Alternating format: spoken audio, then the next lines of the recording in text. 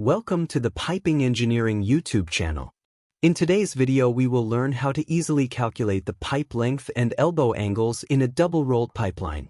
First of all, thank you to all our members and subscribers for your incredible support.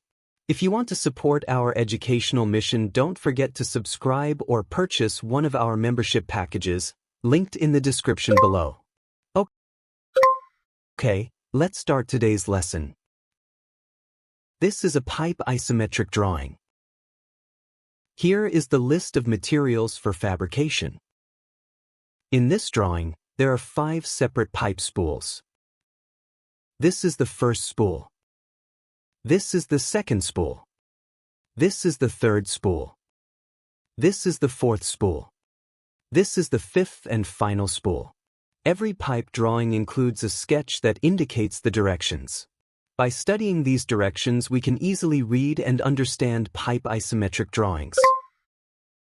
There are 6 directions shown here. N stands for north. S stands for south. E stands for east. W stands for west. Up means upward direction. Down means downward direction. Now, let's try to read this pipeline isometric drawing using these directions. The pipeline begins its journey at this point, moving in the north direction. From there, the pipeline first moves downward along the dashed line for 145 millimeters and then turns west, traveling along the dashed line for 828 millimeters. After that, the pipeline continues in the north direction. At this point, the pipeline travels downward. Then, it continues in the north direction again. Next, the pipeline travels east. From there, it moves northward. At this stage, the pipeline first travels east along the dashed line for 72 millimeters and then moves north along another dashed line for 72 millimeters at a 45-degree angle. Finally, the pipeline turns north, completing the correct reading of the pipe drawing. Now, let's review the materials used in the pipeline. Here is the list of materials for fabrication. Detail number 1 is used in several places in the pipe drawing. Item number 1, pipe.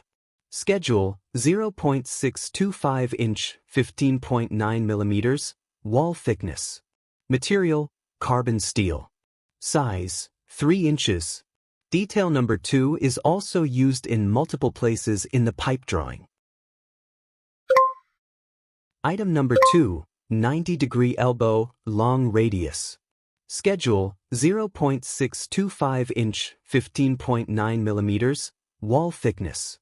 Material, carbon steel. Size, 3 inches. Quantity, 6 pieces. Detail number 3 is used in 2 places in the pipe drawing.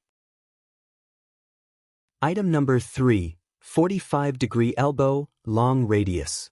Schedule, 0.625 inch, 15.9 millimeters, wall thickness. Material, carbon steel. Size, 3 inches. Quantity, 2 pieces. Detail number 4 is also used in multiple places in the pipe drawing. Item number 4, Galperti standard hub flange. Schedule, 0.625 inch, 15.9 millimeters, wall thickness. Material, low temperature carbon steel. Quantity, 10 pieces. The reading of the bill of materials is now complete. Now let's take a look at the 3D model view of this pipeline. You can gain a better understanding of this pipe tutorial by comparing the 3D animation of the pipeline here with the pipe isometric drawing shown on the right. The 3D view of the pipeline helps us understand pipeline isometry more easily. By comparing the 3D model with the pipe isometric drawing, you can learn to read pipe drawings more effectively. You can watch similar videos by clicking on the links provided in the description below this video. This educational video is coming to an end. Feel free to share your thoughts in the comments section below. By becoming a channel member, you'll be supporting our work and gaining access to exclusive perks.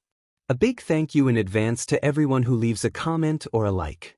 If you enjoyed this video, don't forget to subscribe so you won't miss out on future content. Thank you for watching, and I'll see you in the next video.